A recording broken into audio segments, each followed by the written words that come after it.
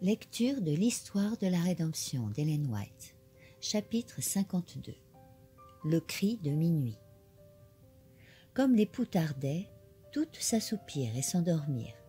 Au milieu de la nuit, on cria « Voici l'époux, allez à sa rencontre !» Alors toutes ces vierges se réveillèrent et préparèrent leurs lampes. Matthieu 25, 5 à 7.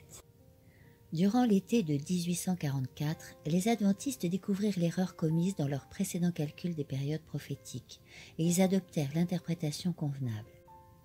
Tous croyaient que les 2300 jours de Daniel 8, 14 aboutissaient au retour du Christ et que cette période expirait au printemps de 1844.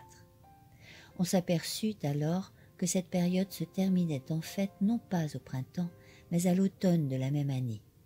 Les adventistes s'attendirent donc à ce que le Seigneur revienne à cette époque-là.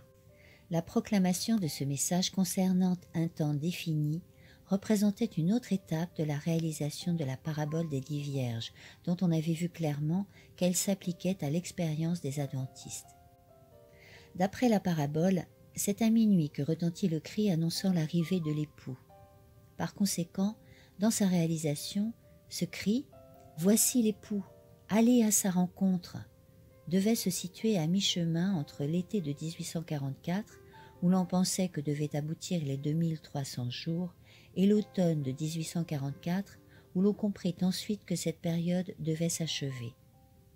Ce courant de pensée se répandit à travers le pays comme un raz-de-marée, et se propagea de ville en ville et de village en village, jusque dans les contrées les plus reculées, suscitant l'enthousiasme du peuple de Dieu dans l'attente. Sous l'influence de cette proclamation, le fanatisme disparut comme la gelée blanche sous les rayons du soleil. Les croyants adoptèrent une attitude convenable. L'espérance et le courage ranimèrent leur cœur. L'œuvre était exempte des outrages auxquels on assiste généralement lorsqu'une excitation humaine se produit et que celle-ci n'est pas contrôlée par la parole et l'Esprit de Dieu.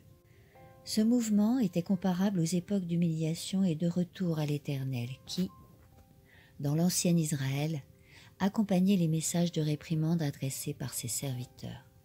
Il revêtait les caractéristiques particulières à l'œuvre de Dieu dans tous les temps. Peu d'exaltation, prise de conscience et confession des péchés, renoncement au monde. Se préparer à rencontrer le Seigneur, telle était la préoccupation des cœurs. On persévérait dans la prière et on se consacrait entièrement à Dieu. Bien que fondé sur des preuves bibliques évidentes, le cri de minuit ne reposait pas sur des arguments. Il était diffusé grâce à une puissance irrésistible qui touchait les cœurs. Nul n'émettait des doutes ni ne posait des questions.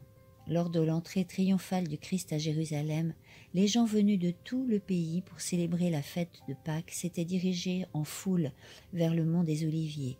Quand ils se joignirent au cortège qui accompagnait Jésus, gagnés par l'enthousiasme général, ils s'étaient écriés avec toute l'assistance « Que Dieu bénisse celui qui vient au nom du Seigneur » Matthieu 21, 9. Il en fut de même des incroyants qui se pressaient en foule dans les réunions adventistes, soit par curiosité, soit par dérision.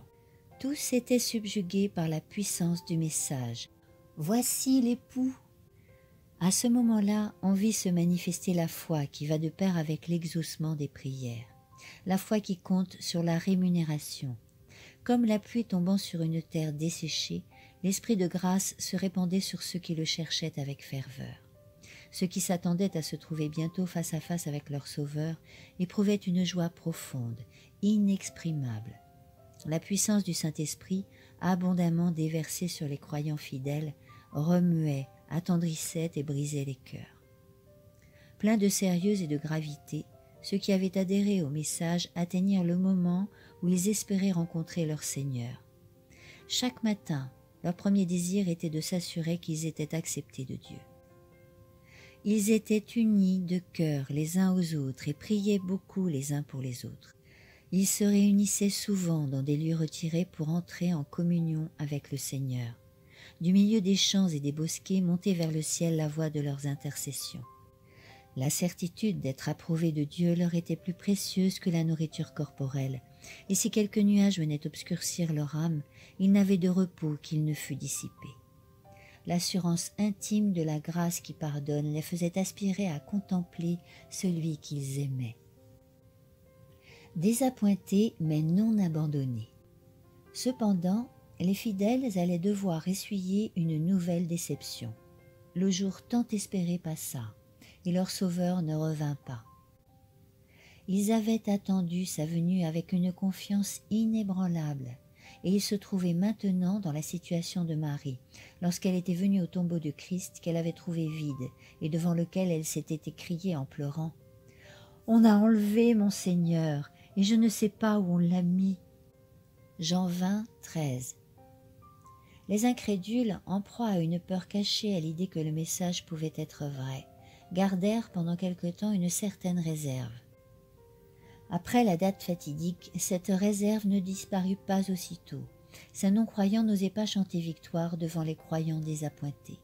Mais ne voyant aucun signe de la colère divine, leurs craintes s'apaisèrent et ils donnèrent libre cours aux critiques et aux sarcasmes. Par ailleurs, une grande partie de ceux qui avaient prétendu croire à la proche venue du Seigneur ne tardèrent pas à renier leur foi. D'autres, qui avaient affiché une grande assurance, étaient tellement blessés dans leur amour-propre qu'ils auraient voulu disparaître sous terre. Comme Jonas, ils murmuraient contre Dieu et auraient préféré la mort à la vie. Ceux dont la foi était fondée sur les opinions des autres et non sur la parole de Dieu étaient prêts à renoncer à leurs convictions. Les moqueurs attirèrent dans leur rang les faibles et les lâches, et tous d'un commun accord affirmèrent que désormais il n'y avait plus de raison de craindre ou d'attendre quoi que ce soit. Le jour attendu était passé, le Seigneur n'était pas venu, et le monde risquait de rester tel quel pendant des milliers d'années. Les croyants sincères avaient tout abandonné pour le Christ, et ils avaient joui de sa présence comme jamais auparavant. Ayant, croyaient-ils, donné au monde le dernier message d'avertissement et s'attendant à être bientôt accueillis auprès de leur divin maître et des anges, ils vivaient dans une grande mesure en marge de la multitude des incrédules. Ils avaient fait monter vers Dieu cette prière ardente. « Viens, Seigneur Jésus, viens bientôt !» Mais il n'était pas venu. Se charger à nouveau du lourd fardeau des nécessités et des soucis de la vie, et affronter les moqueries et les sarcasmes d'un monde cruel était une rude épreuve pour leur foi et leur patience. Pourtant, cette épreuve n'était pas aussi douloureuse que celle que les disciples de Jésus durent traverser lors de sa première venue. Quand le Sauveur entra triomphalement dans Jérusalem, ses fidèles croyaient qu'il était sur le point de monter sur le trône de David et de délivrer Israël de ses oppresseurs. Pleins d'espoir et de joie, ils rivalisaient d'ardeur pour acclamer leur roi. Beaucoup avaient étendu leurs vêtements ou placé des branches de palmier en guise de tapis sur son chemin. Débordant d'enthousiasme, ils criaient « Gloire au fils de David !» Matthieu 21, 9. Quand les pharisiens, troublés et irrités par ces explosions de joie, avaient demandé à Jésus de reprendre ses disciples, il leur avait répondu « Je vous le déclare, s'ils se taisent, les pierres crieront. » Luc 19, 40. Cette prédiction devait s'accomplir, et ce, bien que les disciples fussent appelés à connaître une amère déception.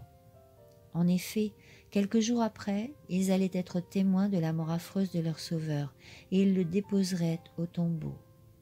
Ainsi, loin de se réaliser, leurs espoirs s'étaient effondrés avec sa mort.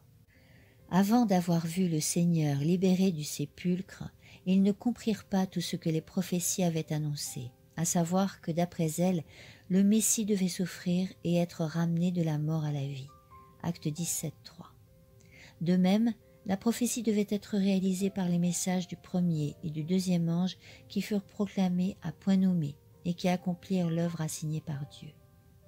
Le monde, qui avait assisté à ces événements, s'attendait à ce que, si la date fixée passait sans que le Seigneur revînt, tout l'édifice de l'adventisme s'écroulerait.